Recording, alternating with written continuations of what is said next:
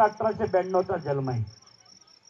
4 September 1966 ची मामाची संजीवनी समाधी आहे आणि तेव्हापासून त्या ठिकाणी खरोखर हे मामाचा अखंडित चालणारं मामाचं गाड आहे। मामाच्या नावाचा प्रचार करण्याची गरज नाही, मामाच्या नावाची डांगोरी वाजवण्याची सुद्धा गरज नाही। कारण हा जगी हा दुसरा आणि 16 ते भगवंतानं सांगितलेलं आणि माझं कार्य होंड्या माळावर जरी नेऊन ठेवलं तर माझ्या नावाची यात्रा दररोज भरणार आहे, तर चिंता करायची गरज नाही म्हणजे माझ्या नावाचा प्रचार सुद्धा करायची गरज नाही। अरे माझा प्रचार माझ्या नावाचं गुणगान गाणारा पंचमहाभूत सुद्धा माझ्या नावाचं गुणगान गातात। मग तुम्ही आम्ही कोण हो? तुम्ही आम्ही त्याचा प्रचार केल्यानं मामा कधी वाढतो का? हा मामा प्रचार केल्यानं वाढणारा देव नाही, अरे स्वतः हा तो अनुभव देऊन मामा आतापर्यंत वाढणारा देव आहे। आज बाळूमामाचे लोक एवढी आराधना करतात तर उभं करत नाही, कारण तो स्वतः अनुभव देतोय जगाला आणि जग जनार्दन अनुभव घेऊन मामाचं कार्य आणि मामाची सेवा करतात। म्हणून त्याच्यासाठी बाळूमामा म्हणजे एवढा साधा आणि चालणारे कार्य समजू नका, हा एक अवतार आहे आणि तो अवतार घेऊन जगी हा दुसरा अवतार मामा काय म्हणतो, अरे जगी हा दुसरा अवतार कुठंच नाही म्हणतोय, जगामध्ये त्या ठिकाणी माझा अवतार जो आहे हा अवतार विराट अवतार आहे म्हणतोय। ज्यानं या अवताराची सेवा केली, ज्यानं या अवताराची भक्ती केली, ज्यानं या अवताराची संगत केली त्याचा 100% उद्धार म्हणतोय देव। मंडळी, बाळूमामाच्या दरबारामध्ये आपल्याला बाळूमामाच्या नावाची जप करायची गरज लागत नाही, मामाच्या नावाची तप करायची गरज लागत नाही, मामाच्या नावानं आपल्याला गाडीने खरोखर आराधना करत बसण्याची किंवा करायला लावण्याची सुद्धा गरज भासत नाही। मग मामा काय करून घेतोय आपल्या भक्तांकडून? मामा काय सांगतोय, अरे भक्तीचा भुकेला तर आहेच, मी फक्त भक्तीचा भुकेला आहे बाबा, बरोबर आहे, पण मला जो माणूस माझी मनापासून सेवा आणि भक्ती करतो, कारण मी त्याला पावतो म्हणून सांगितलेलं। मामाला तुम्ही भजन केलं तरी आनंद आहे मामाला, आणि तुम्ही भजन नाही केलं तरी मामाला आनंद आहे। कारण एक ध्यानात ठेवा, हा जो अवतार आहे हा अवतार त्या ठिकाणी जो कसाही येईल कोण्याही माध्यमातून तो भक्ती कर म्हणतोय मामा, तू माझी सेवा कर रे। अरे मामा काय सांगतोय बाबा, सेवा हेच माझं भजन आहे म्हणतोय, जो माझी सेवा करेल ना तो माझ्यासाठी भजन आहे म्हणतोय। कारण जो माझी सेवा मनापासून भक्तिभावानं माझी सेवा करतो, कारण त्याच्यासाठी ही भजन आहे भजन। जो माझ्या शेळ्या मेंढ्याची सेवा भक्ती आराधना करतो, सेवा करतो, कष्टानं मामाच्या मेंढ्याची राखण करतो, अरे तीच माझ्या दरबारचे एक तप आहे म्हणतोय, तप, आणि त्याच्या माध्यमातून मी त्याला पावणारा देव आहे म्हणतोय। त्या मामाची सेवा तुम्ही आम्ही करतो। बाळू मामा ज्यावेळेस होते त्यावेळेस मामा आपल्या शेळ्या मेंढ्या राखणाऱ्या सेवेकरला सोबत घेऊन भजन करत बसत नव्हते, किंवा त्या शेळ्या मेंढ्या राखणाऱ्या सेवेकरला भजन कर म्हणून कधी म्हणत नव्हते मामा। अरे मामा सांगायचे, बाबा अरे तू माझ्या शेळ्या मेंढ्याची सेवा कर रे, तुला त्याच्या हातात सर्व काही भेटून जाईल, हे सामर्थ्य ठेवणारा मामा आहे। पण आज आपल्याला सेवा म्हणजे नाही याचा अर्थ कळणं कठीण आहे हो, कठीण आहे। प्रति पांडुरंगाच्या अवतार कार्यामध्ये एक लक्षात ठेवा, जो प्रति पांडुरंगाची आषाढी एकादशी निमित्तानं जो 1.25 महिना 1.5 महिना जो वारीमध्ये जातो त्याला देव कळतो, तसंच मामाच्या दरबारामध्ये ही अरे दिंडी सोहळा नाही मामापाशी, कुठली दिंडी तयार करणे मामापाशी नेऊन पोहोचली करणे, मामाला त्या दिंडी सोहळ्याची सुद्धा मामाला चिंता नाही। मामा काय म्हणतो, अरे माझी मेंढी, जो माझ्या मेंढीची सेवा आणि भक्ती करेन, कारण त्याच्या घरादाराची मी राखण करेन, फुकट नाही म्हणतो, करीन चाकरी खाईन भाकरी, ज्यानं माझी चाकरी केली त्याला मी भाकर देणार आहे, ज्यानं माझ्या शेळ्या मेंढ्याची चाकरी करेन तो त्याला मी भाकरी देणार आहे। ज्याच्यात माझ्या शेळ्या मेंढ्याची चाकरी करण्याची क्षमता नाही, कारण मी त्याला भाकरी देऊ शकत नाही म्हणते, तो म्हणजे मामा. त्या मामाचं कार्य आपण करतो. ज्यावेळेस श्री सद्गुरू संत बाळूमामा ज्यावेळेस होते, कारण मामा म्हणजे नुसता मामा हा मेंढ्या काहीतरी तयार केल्या आणि मामाने हे वैभव चालू केलं. काही लोकांच्या शेतकऱ्यांच्या शेतकरी वर्गांच्या डोक्यात प्रश्न पडत असे की बाळूमामानं कारण असं शेळ्या मेंढ्या घेऊन फिरा म्हणलं का, देव सांगितला का, हे आपल्या डोक्यातली एक विचार दृष्टी आहे. कारण हे सोळा कुठल्या एखाद्या माणसानं तयार केलेलं नाही. अरे कोण्या माणसानं तयार करून फिरलेला हे सोळा नाही बाबा, जगाच्या मालकानं स्वतःहून त्याने तयार केलेलं हे मामाचं वैभव आहे.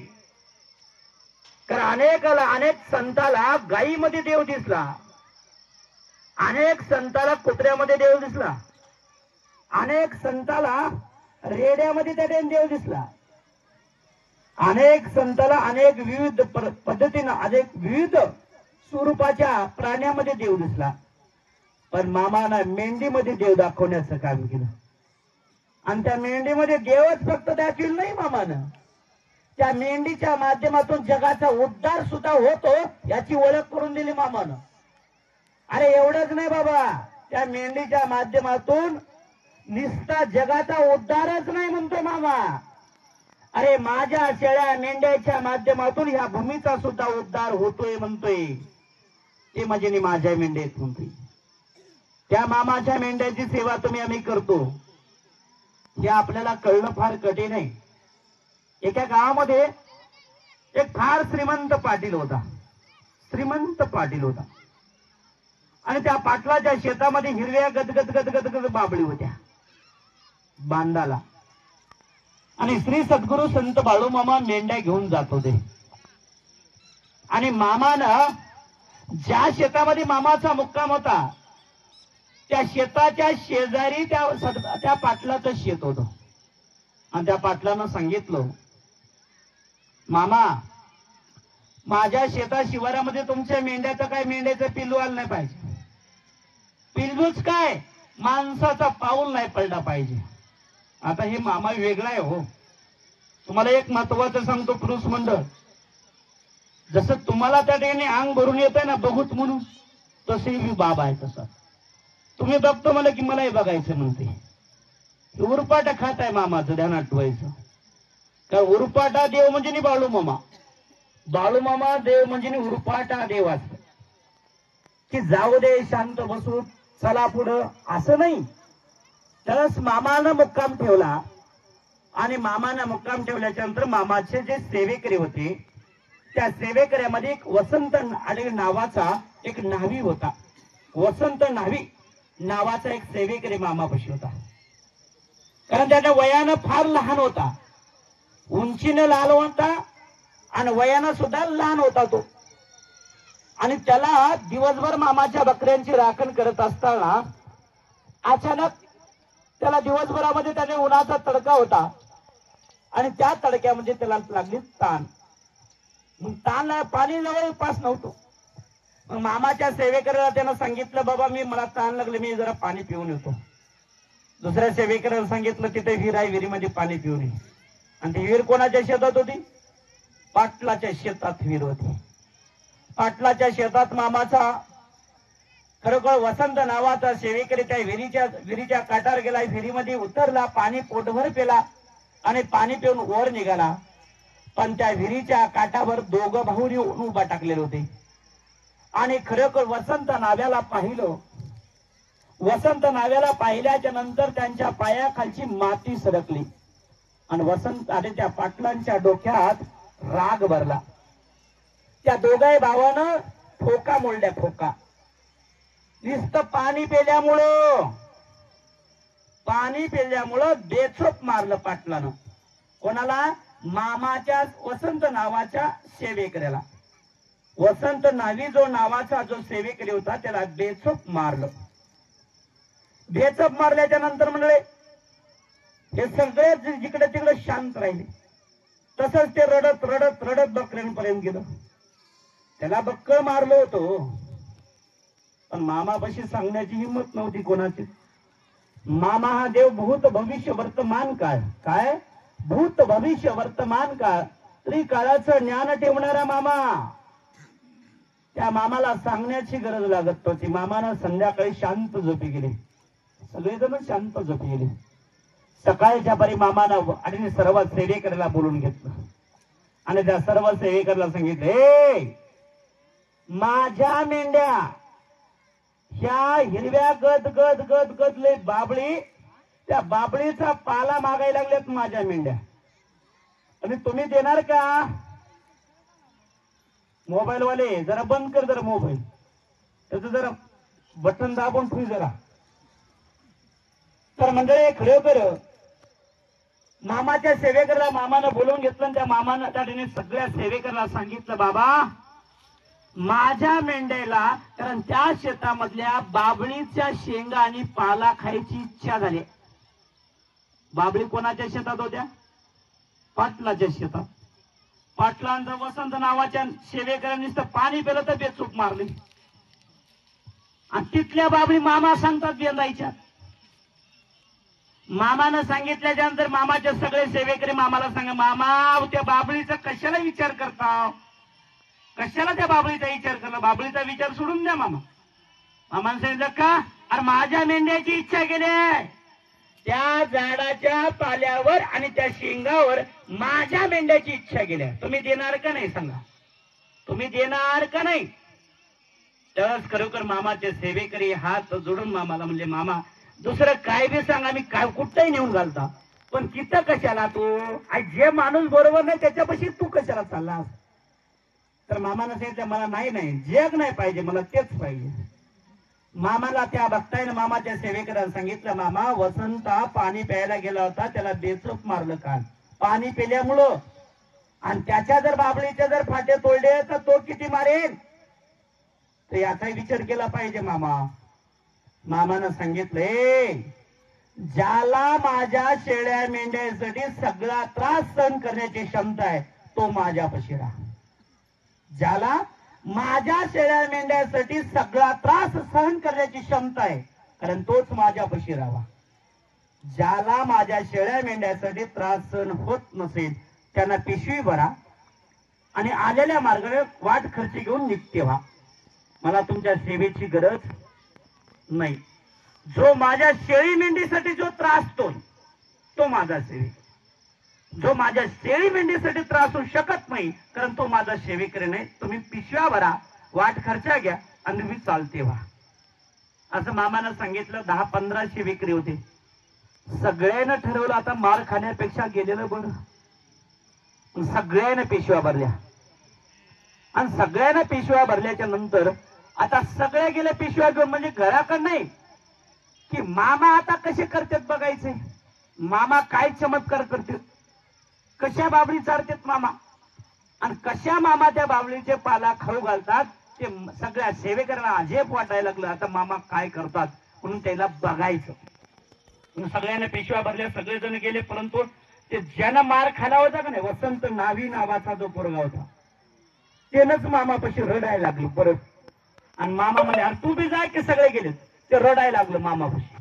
मामा म्हणला, मी तुझ्यासाठी काही बी करेन, पण मी तुला सोडून जाऊ शकत नाही. काय? मी तुझ्यासाठी काही करू शकतोय मामा, तुझ्यासाठी तू जे म्हणेन ते मी करायचं आहे, पण मला दुसरीकडे तुला सोडून जाणं होत नाही मामा. मी तुझ्यासाठी कितीही सेवा आणि काही करण्यासाठी तयार आहे, तू सांगावं मी ऐकावं. तरच मामा वसंत नावाच्या सेवेकऱ्याला मामा म्हणायला लागले, हे वसंता, अरे तुझ्यानं माझ्या बकरी राखणं होते का एकल्यानं?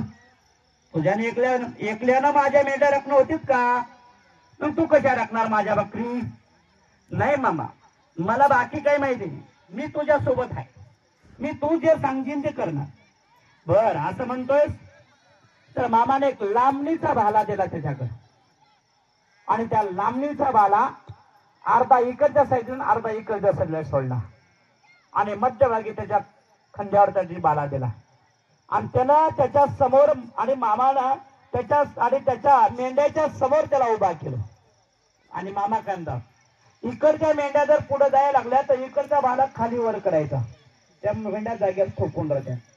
इकडच्या साईडच्या मेंढ्या पुढे पळाल्या ते इकडची साईड खाली आदळायची, वर करायचं, तर इकडच्या मेंढ्या थोपून राहतील. आणि मी जोपर्यंत सांगत नाही तोपर्यंत मेंढ्या पुढे येऊ द्यायची. कारण त्या ठिकाणी खरोखर मंडळी मामानं हातामध्ये कुऱ्हाड घेतली, कुऱ्हाड स्वतः देवान हातात कुऱ्हाड घेतली. ज्याच्या शेतामध्ये त्या ज्या बाबळी होत्या त्या बाबळीवर भगवंत चढला, स्वतः मामा चढले आणि चढून हातामध्ये कुऱ्हाड घेऊन दना दन फाटे बेंदायला सुरुवात केली. ही वार्ता पाटलाच्या घरी कळाली. पाटील जोरदार धावत पळत, चौघ भाऊ होते ते, एक दोन नाही, चौघ भाऊ होती, आणि धावत पळत त्याने ते जोरदार मामाच्या दिशेने निघाले. मामाच्या दिशेने निघाल्याच्या नंतर मामापाशी येईपर्यंत शिवा देत फार काही बोलत यायला लागली. मामापाशी येण्याच्या अगोदर त्याने एकाने हातात गोठा घेतला. आता मामाला मारायचं म्हणून त्याला गोठा घेतला, मामाच्या दिशेनं ही बाळला. एका फाट्याला तो दगड त्याने चिटकला आणि चिटकल्याच्या रिटर्न तो दगड फिरला. ज्यानं मारला होता त्याच्या टकोऱ्यात लागला. एकाचा कार्यक्रम ओके झाला. राहिले 3 जण. त्या 3 जण बाळूमामा खरोखर त्याने झाडाचे फाटे तोडत असताना मामाकड त्या 3घांना बघितलं. हे पडलेलं रक्त बंबळ झालं आणि त्याने मामाकडे त्याने रागात बघायला लागले. मामाकडे शिव्या देत बघत असताना त्यावेळेस मामानं फक्त त्यांच्याकडे बघितलं. त्यावेळेस मामाच्या डोळ्यातून थिलंगी खाली येत होती. थिलंगी म्हणजे जसं एखादी टेंभुर्णीचं लाकूड असतो ना, आणि टेंभुर्णीचं लाकूड जाळल्याच्या नंतर त्याचे थिलंगी बाहेर पडतात बघा, तशा पदा श्री सद्गुरु संत बाळूमामाच्या डोळ्यातून तिलंगे बाहेर पडत होते. मामाचं विराट स्वरूप बघितलं आणि ते 3घही भाऊ जागच्या जागेवर बेसूद पडले. आता हे 4घही बेसूद पडले. ही वार्ता त्यांच्या घरी पोहोचली. त्यांच्या 4घाच्या मालकीने धावत पळत मामाने सगळे बाबळेचे फाटे तोडले, तोडून त्याने साळले, पसरिले आणि मामाने आवाज दिला, अरे सोड मेंढ्या. आता मामानं सोडून दिल्या मेंढ्या, सगळ्या खायला लागल्या आणि मामा बांधार बसून बेडी वडत होते. हे 4 जण जशाला तसे बेसूद पडले होते. मामा त्याच्याकडे डुकून बघत होते. त्या 4घाच्या मालकीने आल्या, बक्कळ उठवायला लागल्या. बक्कळ पाणी मारलं पण ते काही उठतच नव्हती, पूर्ण बेसूद पडले होते.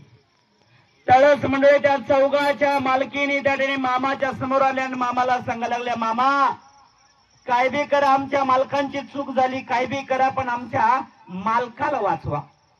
मामानं सांगितलं, मी काय गुत्त घेतलंय का तुझ्या मालकाचं? बघा, हा बाळूमामा सोयसा जोपर्यंत आहे तोपर्यंत सोयसा आहे. ज्या सुरपाटाय सुरू केला तो जगामध्ये कोणालाच त्याने आठवत नाही, तो म्हणजे मामा. एक लक्षात. त्यावेळेस मामानं सांगितलं, मी काय गुत्त घेतलं नाही, तुमच्या फक्त धमकीमुळं, तुमच्या वागणुकीमुळं, तुमच्या दहशतीमुळं माझे सेवेकरी पळून गेले. माझे सेवेकरी पळून गेले. माझ्या मेंढ्या मी राखू का तुझ्या मालकाला मी बरं करू? माझ्यानं अजिबात होत नाही. मला माझ्या मेंढ्याच सांभाळणं होईना झाले, तर तुझे मालक मला दुरुस्त करायला रिकामा नाही, मी मला वेळ नाही असं मामानं म्हणलं. त्यांच्या 4घीच्या डोक्यात प्रकाश पडला आणि त्या 4घीने खरोखर ठरवलं, आपल्या गड्याला बोलून घेतलं आणि गड्याला बोलून घेऊन मामाच्या मेंढ्या राखायला आपल्या गड्याला लावलं. मालकीनबाईनं आपल्या स्वतःच्या गड्या 4घा गड्याला बोलून घेतलं, मामाच्या मेंढ्या राखायला लावल्या. त्यावेळेस त्या 4घी जणी हात जोडून मामाकडे आले, मामा आता तुमच्या मेंढ्या राखण करायला माझ्याशी आणि आमचे गडी आहेत, पण तुम्ही आमच्या मालकाला जिवंत करा. मामानं बिडी वरतेल बिडी फेकून दिली. मामा म्हणतात, ह्या रांडाजायला काय झाले रे? काय ह्या रांडाजायला काय झालं? कशामुळं? जेव्हा मामाचं काम सूत्रात लागलं तेव्हा मामा उठून त्या कांतात, ह्या रांडाजायला काय झालं? ह्या मरायला काय झालेला? याला गाडीमध्ये टाका, चला घराकडे घेऊन. मरत नाहीत, घाबरू नका. मामानं सांगितलं आणि खरोखर त्यांना देवघरामध्ये आणून टाकलं. देवघरामध्ये आणल्याच्या नंतर त्यानं त्या खरोखर बाहेरून दार लावलं आणि मामा सुद्धा त्या 4घीला गप्पा मारत बसते दोघं निवांत. आणि ह्या 4घाला त्या बंद रूम मध्ये टाकलेलं होतं. मामा देवाऱ्यावर मामा प्रगट झाले आणि देवाऱ्यावर प्रगट होऊन मामानं त्या देवाऱ्याला तांब्या घेतला, पाणी मारलं आणि कपाळाला बंड लावला. ते बेसूद पडलेले जिवंत झाले, जागे झाले ते.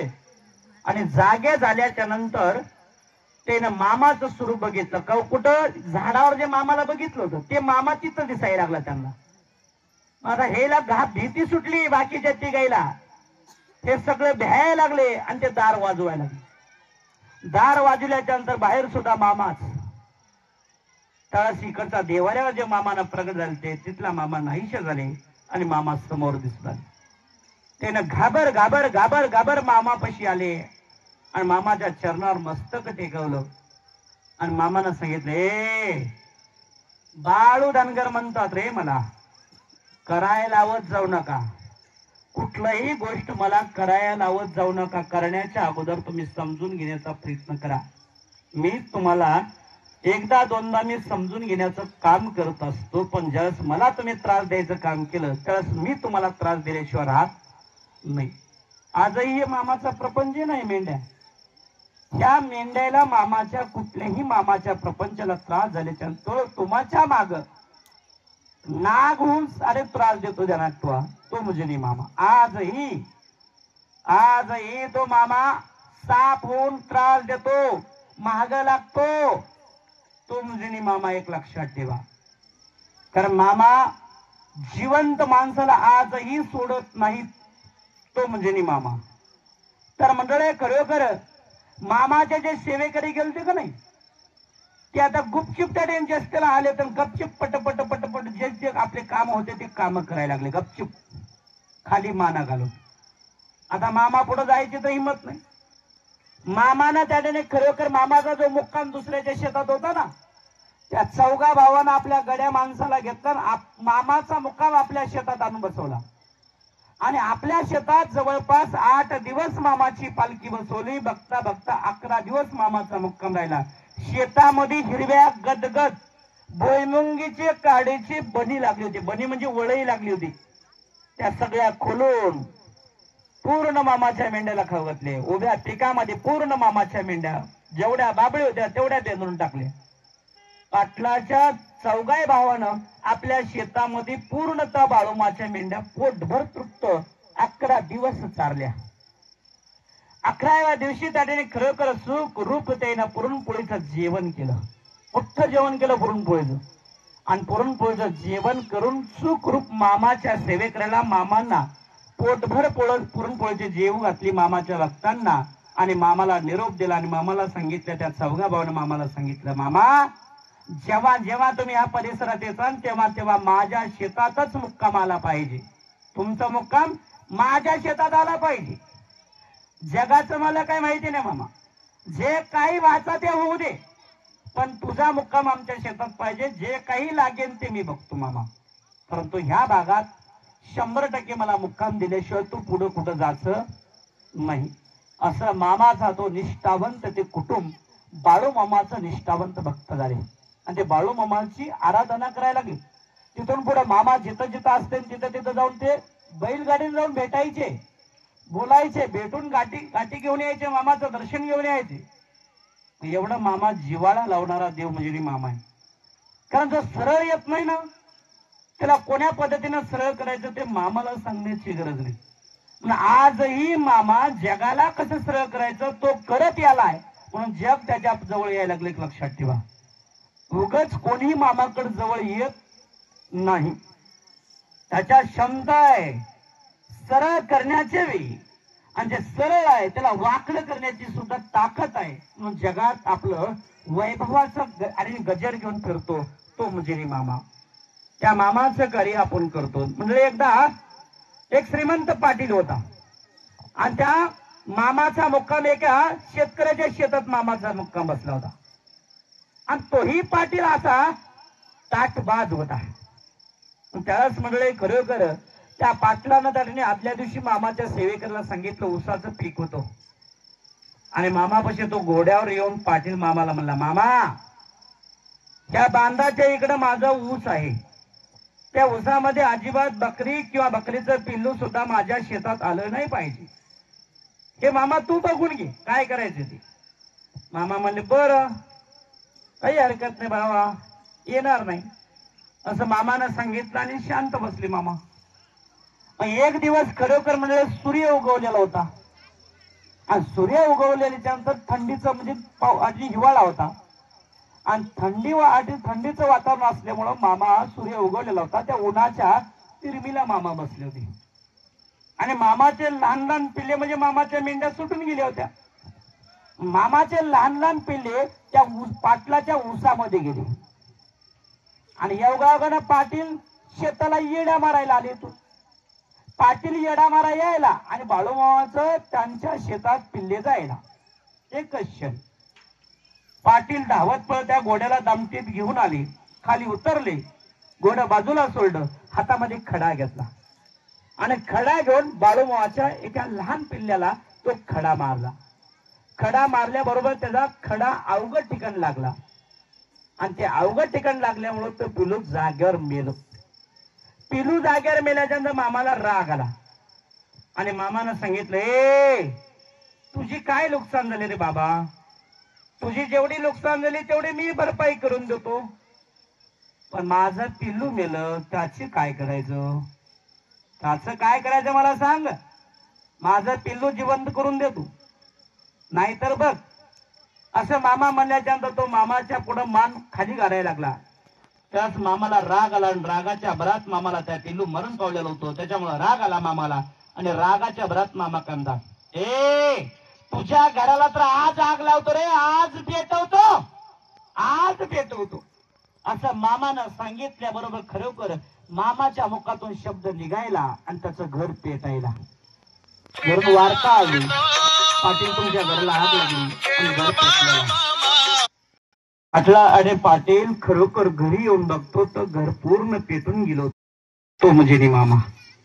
त्यावेळेस त्या पाटलाला कळालं की बाळू मामा म्हणजे साधा सुद्धा एक निमित्त कार्य करणारा तो म्हणजे मामा नाही, मामा हा साक्षात भगवंताचा अंश आहे हे त्याला जाणवलं आणि तो पाटील तिथून पुढे बाळू मामाच्या संगतीत सेवेत अखंडित यायचा. मामाला माफी मागितली आणि त्याच्यानंतर तो मामा ज्या ज्या परिसरात असतील त्या त्या परिसरात जाऊन त्याची मामाची दर्शन भक्ती नित्य निमानं करायचा, पण उर्मटपणा मामाच्या पुढे कधीच दाखवायचा नाही. कारण हा बाळू मामा जळस होता ना.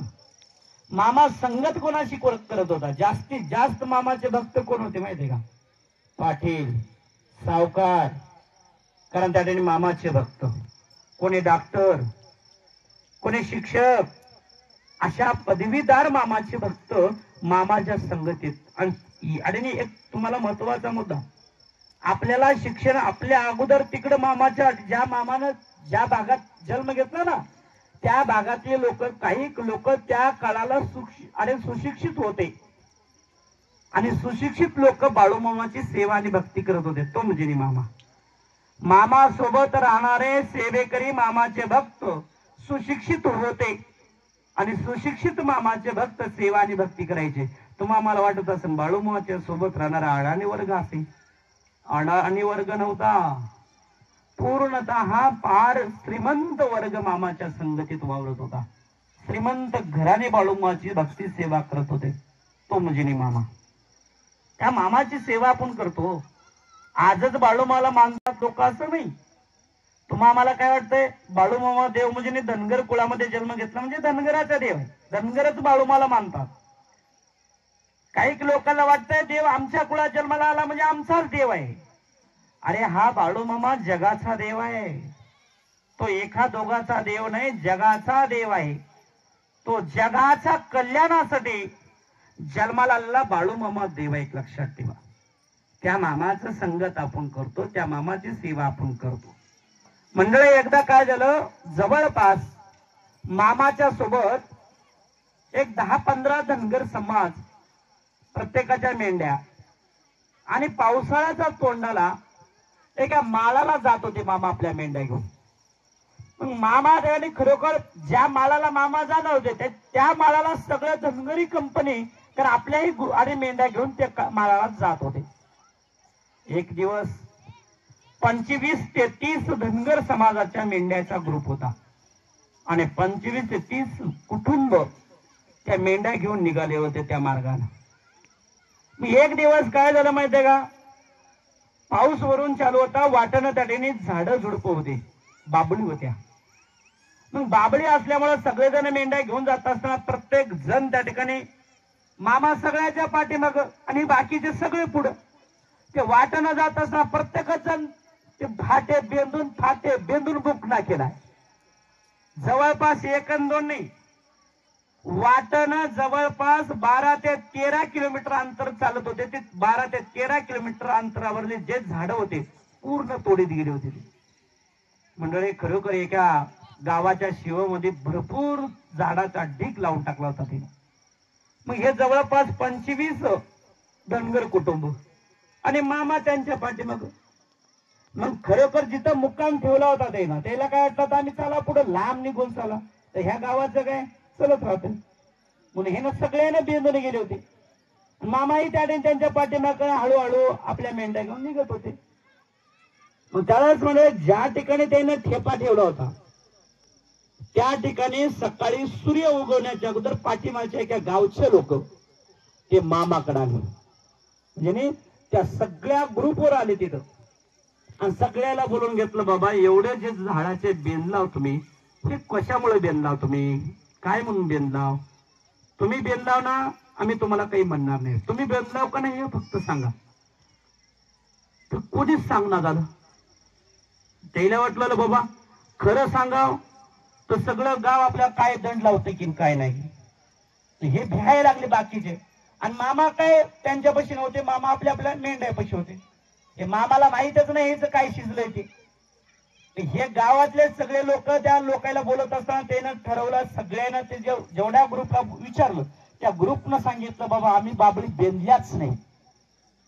आता हे बाकीचे सगळ्यांना लबाड बोललं की. मग आता त्याने सगळ्या गावातल्या लोकांना ते जे आलते लोक ते लोक म्हणले, बाबा आमच्या गाव देवाचा भंडारा, आमच्या गाव देवाचा भंडारा, तुमच्या मेंढीची लेंडी आणि तुमचा भंडारा आपण पारावर ठेवायचं, ते लेंडी आणि भंडारा उचलायचा आणि तुम्ही सांगायचं की आम्ही बेंदलो नाही, आम्ही तुम्हाला काही करणार नाही. मग हे ना सगळ्यांना खोटी शपथ घ्यायचं ठरवलं, सगळ्यांना खोटी शपथ घ्यायचे ठरवले. मग सगळ्यांना खोटी, मामाला हे मान्य नव्हतं, अजिबात मामाला मान्य नव्हते खोटी शपथ घेत. आजही काही लोकांना मामा शिकवतात की खोटं बोलू नये म्हणून मामा, आणि त्याला सगळ्या त्या धनगर कंपनीला खोटं बोललं आणि त्यांच्यामुळं मामाला सुद्धा खोटं बोलण्याचा प्रसंग मामावर आणला त्यानं. विचार करा. तर त्यावेळेस मंडळी खरोखर सगळ्यांना ते खोटी शपथ घ्यायचं ठरवलं. प्रत्येक जण लेण्या उचलायला लागला, प्रत्येक जण भंडारा उचलायला लागला आणि प्रत्येक जण खोटी शपथ घ्यायला लागला. हे सगळं होत असताना सगळ्या लोकांना शपथ घेतली, पण बाळूमाकडे यायची हिंमत कोणाचीच नव्हती. मग आता सगळ्यांना शपथ घेतल्यामुळे आता सगळ्या त्या गाववाल्याला सुद्धा फार त्या बिकट वाटायला लागलं. आता मामाला कसं शपथ घ्यायला हवं, मामाला आपण हे काम कसं सांगावं, हे योग्य नाही. पण मामानं त्याने, मामा तर त्याने बेंदलेलेच नव्हते. मामानं तर मामाच्या सेवेकऱ्यानं ते बाबळीचे आणि झाडं बेंदलेले होते आणि ते मामाला, त्या मामाच्या मेंढ्याला जरी बेंदला असेल तर त्यानं समाधान होते. हे प्रश्न फार मोठा होता. मग आता हे जे धनगर कुटुंब होते एवढे, ते नाही बघत होते आता बाळूमा भंडारा उचलतो का नाही बघत. मग आता हे सगळी गुण मामा पेचामध्ये पडले. एकतर मामाच्या समोर जन भंडारा उचलले लावणार ते मामाचे भक्त, आणि एकतर हे आता जे सोबतीदार मामाच्या संगत सोबत आडे निघालेले. इकून एकतर देवाचा भंडारा, देवाच्या लक्ष्मीची मेंढी, हा प्रसंग मामावर आणला. त्यावेळेस मंडळी खरोखर मामानं त्या देवाला सगळ्याला आणि अगोदर मामानं हात जोडले आणि प्रसंगानुसार मी त्या ठिकाणी भंडारा उचलायला लागलोय. हे तुला तर माहितीच आहे, ज्याचे कर्म त्याच्या सोबत असतील मी त्याला काही करू शकत नाही असं मामानं सांगितलं. आणि खरोखर मामानं खरं तो भंडारा आणि लेंडी मामानं उचलली. उचलल्याच्या नंतर खरोखर त्या गावाल्यानं मामानं सांगितलं नाही, पण मामानं स्वतः उचलली आणि उचलून मामानं कपाळाला बंडर लावून घेतला. त्यावेळेस गाववाले गपचूप शांत बसले. शांत बसल्याच्या नंतर मामाला राग आला आणि रागाच्या भरात मामा शिव्या द्यायला लागले. अरे असं काहीतरी करू नका, खोटं नाटक वागू नका, लोकांना फसवू नका, असं मामा शिव्या द्यायला लागले. शिव्या देत असताना मामानं बोलत बोलत सांगितलं आणि खरोखर मामा आपल्या कळपावर निघून गेले. सकाळची घटना. ज्यानं हे सगळं तयार केलं होतं, ज्यानं खोटी शपथ घ्यायला सगळं काही तयार केलं होतं, त्याची मुलगी सोबत होती आणि त्याच्या मुलीला अचानक ताप आले. अशी ताप आली, तीव्र ताप आली, तीव्र, की त्या तापेमध्ये मामाने खरोखर अचानक ती मुलगी मरण पावली. मुलगी मेली हो त्याच दिवशी. मग हे मामा त्या मामाला वार्ता कळाली. काय मामाला ही वार्ता कळाली. मामा म्हणले भो कर्माचे फळ आहेत ते, मी काय करणार. तरी मामा धावत पळत आले जिथं मुलगी मरण पावली. त्यावेळेस मामानं खरोखर आपल्या डोसक्याचा फेटा काढला. त्या फेट्याला गाठी मारल्या आणि गाठी मारून आपल्या अंगठ्याला तिडा मारला आणि तिडा मारून मामा त्याने खरोखर ध्यानस्थ मामा बसले. ध्यानस्थ बसल्या. संध्याकाळी ती मुलगी मरण पावलेली होती. मंडळी खरोखर ती रातभर, ज्यावेळेस संध्याकाळी त्याने 6 वाजता मरण पावली, 9 वाजता ती मुलगी उठली. उठल्याच्या नंतर रातभर ती तशाला तशी चांगली राहिली. सकाळपर्यंत मामा त्या गाठी आपल्या तिडा मारलेला सोडला नव्हता मामानं. ज्यावेळेस मामानं अंगठ्याचा तिडा सोडला ना आणि अंगठ्याचा तिडा काढून त्याची मामानं आपला फेटा आणि बांधायला सुरुवात केला, त्यावेळेस ती मुलगी, जिवंत मुलगी, जाग्यावर मेली. एक लक्षात ठेवा. कारण मामानं सांगितलं, कारण काय करणार, तुमचा अडीने तुमचा दोष आहे, त्याच्यामध्ये देवाचा दोष काही नाही, असं मामानं सांगितलं. आणि खरोखर त्या मुलीची मूठ माती केली. म्हणून त्याच्यासाठी मामा सांगायचे, अरे लबाड कधी बोलू नका, कुठल्या देवाच्या शक्ती घेऊ नका, हे बरं नसतं, असं मामा प्रत्येकाला समजून सांगायचे आणि प्रत्येकाला उपदेश करायचे. तो म्हणजे मामा. एकदा मामासोबत जवळपास धनगर मंडळी, एक 10-15 धनगर मंडळी होती. माळावर मामाचा मुक्काम होता आणि सगळ्यांना वाघरी लावल्या, जिकडे तिकडे वाघरी लावल्या आणि ते सगळेजण मामापाशी जेवायला आले. मग सगळ्यांना मिळून स्वयंपाक केलेला होता. सुंदर स्वयंपाक झाला होता.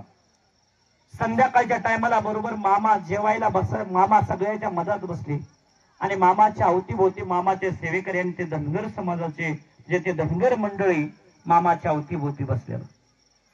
सगळेजण जेवण कर, मामाला सुद्धा ताट लावून आणलं. ताट मामाच्या समोर ठेवलं. हिरवी गदगद भाजी, भाकर ते मामाच्या ताटामध्ये ठेवलेलं होतं. अचानक एक लिंबू मामाला अकस्मात समजलं. वरून लिंबू यायला लागले आणि इथं कोणाचा तरी घात होणार आहे. मामानं त्याने आपलं ताट वर हिबाळलं आणि मामानं सांगितलं, थांब, तुला जे मी देतो ते खा आणि परत जा, असं मामानं सांगितलं. आणि खरोखर मामा ताट हिबाळलं वर. त्या ताटामध्ये जी भाकर होती, जी भाजी होती, ती जशाला तशी त्याने जेवढी होती तेवढी नाहीशी झाली आणि ताट जसं फेकलं होतं तसं परत येऊन मामाच्या समोर येऊन पडलं. ज्यावेळेस मामानं ताट फेकलं तेव्हा ते ताट पांढरं शुभ्र होतं आणि ज्यावेळेस ते ताट वर फेकून खाली आलं तेव्हा पूर्ण ताट काळं डूब झालं. त्यावेळेस मामानं त्याने खरोखर आपल्याला त्याने मामानं आपल्या भक्तांना आणि भक्तांनी विचारलं मामाला, मामा हे असे काय केलं. अरे कोणी तर वैऱ्यानं एक लिंबू सोडलं होतं आणि वाईट आणि फार घातक होतं, ते एखाद्याचा प्राण घेण्यासाठी आलं होतं, म्हणून त्याला तिथूनच परत मी पाठवलं, असं मामानं सांगितलं. आणि खरोखर ते ताट मामानं आपल्या सेवेकाला सांगितलं, अरे त्याला राख लाव, राख लावून घासून मला त्याच्यात जेवायला आलं, काळजी करू नकोस. आणि खरोखर बाळू मामा ज्यावेळेस त्याने आपल्या बकऱ्या घेऊन दुसऱ्या गावाला निघून गेले. दुसऱ्या दिवशी एक घटना अशी घडली की मामासोबत जवळपास मामाचे सेवेकरी, मामाचे भक्त मंडळ मामाच्या तळावर येऊन झोपलेले होते. आणि त्यावेळेस मामानं वाघर मारण्याच्या अगोदर सांगितलं, काही इथं वाघर कशाला मारतोय. मामाने विचारलं, मामानं सांगितल्याच्या नंतर मामाचे सेवेकरी भक्त म्हणाले, मामा इथं काय झालं, इथं चांगली साफ जागा आहे म्हणून मला लावतोय. अरे अरे ते यायला लागले तर त्याला कोण सांगायचं? मामा आणि मामाचे भक्त विचारायला लागले, मामाचे सेवेकरीचे, मामा कोण यायला लागले?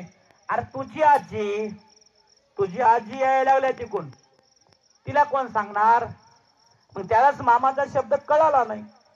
पण ज्या श्री सद्गुरु संत बाळूमामा संध्याकाळी त्या ठिकाणी सगळेजण 6 वाजता मामानं आपल्या मेंढ्याला आणि आपल्या पूर्ण दरबाराला येडा मारला. येडा रेष मारली, एक रेष रिंगण मारलं आणि मामानं सांगितलं कोणी उठायचं नाही, झोपी जायचं. तर त्यालाच मामापाशी एक त्या ठिकाणी खरोखर एक आणि फार विचित्र स्वरूपाची एक महिला मामापाशी आली आणि मामाच्या समोर उभा ठेवून मामाला म्हणाली, मला रक्त दे, मला रक्त हवाय, रक्त. मामाला जोर जोराने मामाच्या समोर म्हणाले, ए थांब म्हणतोय ना, तू माझ्या तळातले माणसं मारून का तुझी आजी माझ्या मेंढ्या राखणार आहे का? माझ्या तळातल्या मेंढ्या राखणारे जे सेवेकरी आहेत, भक्त आहेत, त्यांना तू जर मारलीस तर माझ्या मेंढ्या का तुझी आजी राखणार आहे का? येऊन माझ्या मेंढ्या आणि तुझी आजी येऊन राखणार आहे का? हे बोल. नाही नाही, मला रक्त हवाय. ए माझ्यापाशी खाना बी नाही, जेवण बी नाही आणि पाणी बी नाही. पायत नाही, पायतन माझ्यापाशी काय पायत नाही तर पायतन आधी मारल्याशिवाय राहणार नाही. म्हणजे कशानं? चप्पल आहे माझ्यापाशी कोल्हापुरी पायतन, त्याच्यानं मी तुला रट्टे देईन. जातीस का नाही? एवढं जग पडलं, जगामध्ये जा, पण माझ्याकडे असं नाही. मामानं सांगितलं आणि त्या भूताला त्या महिलेला वापस पाठवलं आणि त्या महिला मामानं सांगितलं, जगात कुठं बी जा, मला त्याच्याशी काही घेणं देणं नाही, पण तुला इथं काही भेटणार नाही. कारण ती माऊली खरोखर मामापासून गेली. एक शेजारी एक गाव होतं, त्या गावामध्ये जवळपास 12 माणूस एका रात्रात मेलं होतं. एक लक्षात काय? एका रात्रात 12 माणूस मेलं होतं. मामानं तिला पाठवून दिलं आणि तिनं एक गाव होतं शेजारी, त्या गावामध्ये घुसली आणि एका रात्र तिनं 12 माणसं जागेवर मारली. कारण एक लक्षात ठेवा, येणाऱ्या प्रत्येक 7:30 मामा दूर पळवण्याची ताकद मामा ठेवत होते आणि मामाच्या दरबारात येण्याची कोणाची धाडस होत नव्हते, तो म्हणजे मामा. त्या मामाची संगत तुम्ही आम्ही करतोय, आपलं भाग्य समजा. कारण बाळूमामाच्या मेंढ्या राखणं, मामाची सेवा करणं, कारण हे मामा आपलं संरक्षण 100% करतो. मामा फुकट कोणाचं संरक्षण करत नाही. आणि जो माझ्या दरबारातली सेवा, माझं कार्य करेल, त्याचं मी संरक्षण करेन. जो माझ्या दरबारात 1 तास राबला ना, मी त्याच्या घरी 12 तास डोक्यावर चिंबलटून पाणी भरतो. जो माझ्या दरात 12 तास माझ्या दरबारात राबला ना, तर 24 घंटे त्याच्या प्रपंचामध्ये मी जाऊन डोक्यावर चिंबलटून पाणी भरतो. ज्यानं माझ्या प्रपंचामध्ये 24 घंटे माझ्या प्रपंचाची सेवा केली, कारण त्याच्या प्रपंचाला, त्याच्या घराला, कारण त्याच्या घराला सापाचं रिंगण आखून मी त्याच्या घराचं संरक्षण करत असतो. तो म्हणजे मी म्हणून सांगितलेला आहे. जो माझ्यासाठी करतो ना, तर त्याच्यासाठी मी करतो. जो माझ्यासाठी करू शकत नाही, मी त्याच्यासाठी कधी करू शकत नाही, असं मामानं सांगितलेलं आहे. तर मामाचं चरित्र किती जरी सांगितलं तरी संपणार नाही. जोपर्यंत मामाची पालखी आपल्या गावात आहे, त्या पालखीच्या माध्यमातून आपल्याला देव कसा प्राप्त करून घेता येईल, देवाची सेवा कशी करता येईल, त्या देवाची भक्ती कशी करता येईल, हा बाळूमामा संपणारा नाही, अजिबात संपणार नाही. तुम्ही काळजी करू नका. तुम्ही बाळूमाला मानलं तरी आनंद आहे आणि नाही मानलं तरी आनंद आहे.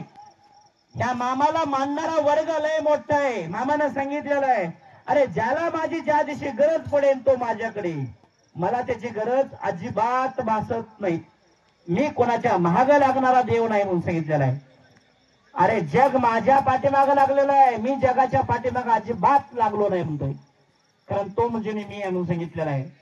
या जगामध्ये मामा काय सांगतोय, अरे 33 कोटी देव उंदराच्या बिळा जातील म्हणून सांगितलं आहे. अर्थ कळतो का बघा जरा, तुमच्या आमच्या डोक्यात आणि प्रकाश पडतो का बघा. हा बाळूमामा स्वतः सांगतो, अरे ज्या दिवशी 33 कोटी देव उंदराच्या बिळा जातील, उंदराच्या बिळात, त्या दिवशी या जगामध्ये बाळूमामाचा घंटा ह्या जगात कायम वाजत राहील म्हणून सांगितलं. 33 कोटी देवाचा अवतार उंदराच्या बिळात लपेल म्हणतो. उंदराच्या बिळात पण हा बाळूमामाचा डंका ह्या जगात वाजत राहील म्हणून सांगतोय. अरे ह्या कलियुगामध्ये 33 कोटी देव बोंबलत जातील म्हणून सांगतोय, बोंबलत. आणि ह्या जगामध्ये फक्त श्री सद्गुरु संत बाळूमामाचा डंका आणि मामाच्या नावाची घंटी ह्या जगात वाजत राहील म्हणून सांगितलेलं आहे. त्या मामाची सेवा आणि भक्ती करतो. अरे आज तुम्ही जरी बाळूमाला नाही मानलं तर एक दिवस तुम्हाला आम्हाला बाळूमामाशिवाय पर्याय नाही म्हणतोय मामा, पर्याय नाही म्हणतोय तुम्हाला.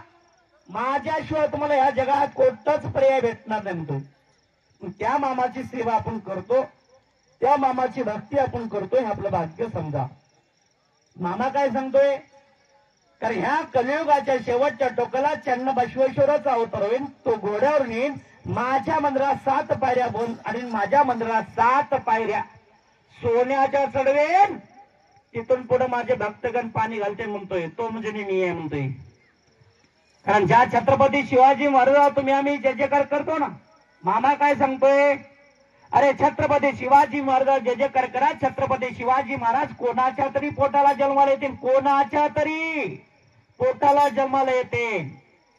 आणि जन्माला आल्याच्या नंतर मला मस्तक ठेवून आपल्या कार्याची सुरुवात करतील. याचा अर्थ कळाला का, काय कार्य सुरुवात करते नाजूक, त्याचा अर्थ कळाला का, कळाला नसेल. मामा काय सांगतोय, कृष्ण गंगेच्या काठी 9,00,000 बांगडी फुटल म्हणतो. किती? कृष्ण गंगेच्या काठी फुटतीन 9,00,000 बांगडी फुटे. रक्ताचे पाठ वाटेल म्हणतो, रक्ताचे पाठ. हे सगळं चालू होईल म्हणतोय. आपलं जीवन हे आपल्यासाठी आपण 100 वर्षाचं स्वप्न बघू बघू आपण जे जमा करलं पण नवीन तरुण पिढी, आपण आपलं मोठेपण तर राखत बसलाव ना. 10 वर्ष इथून पुढे राखला होता तुम्ही, लय मोठे झाला ध्यानात.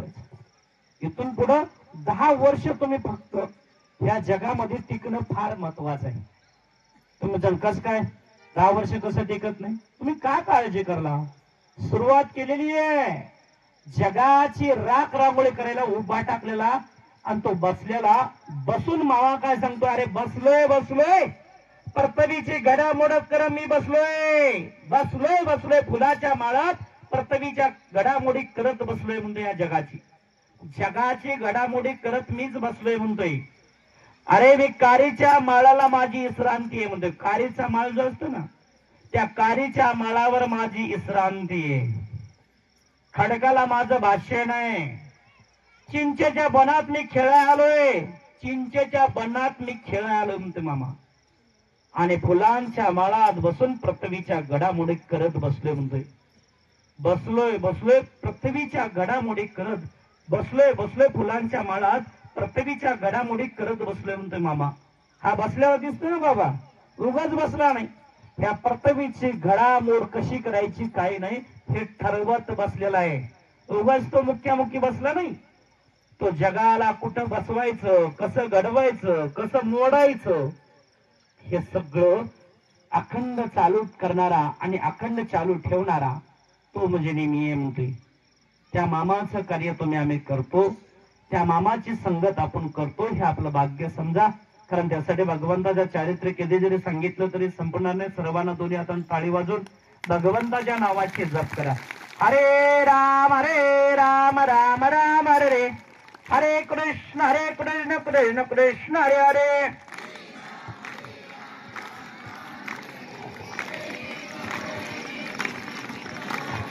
चला आजच्या पंक्तीच्या अन्नदाते व आरतीचे मानकरी 5 जण आरती धरण्यासाठी देवाच्या समोर या. ज्या ज्या महिलेनं आरतीचं ताट आणलेलं आहे त्या महिला सर्व महिलेच्या पाठीमागं जाऊन एका रांगेमध्ये उभा राहून आरतीसाठी सज्ज व्हायचं. तसेच घोडेवाले, ढोलवाले, काही तालवाले आपण सुद्धा आरतीसाठी सज्ज व्हावं. हरे राम राम राम हरे हरे. हरे कृष्ण कृष्ण कृष्ण हरे हरे.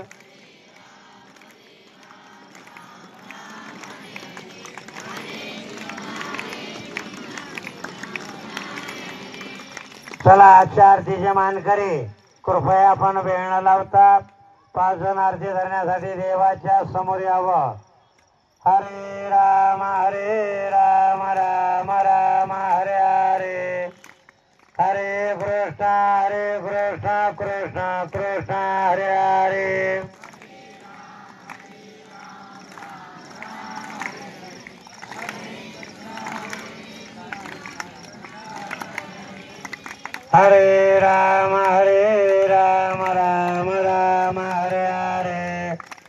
हरे कृष्ण कृष्ण कृष्ण हरे हरे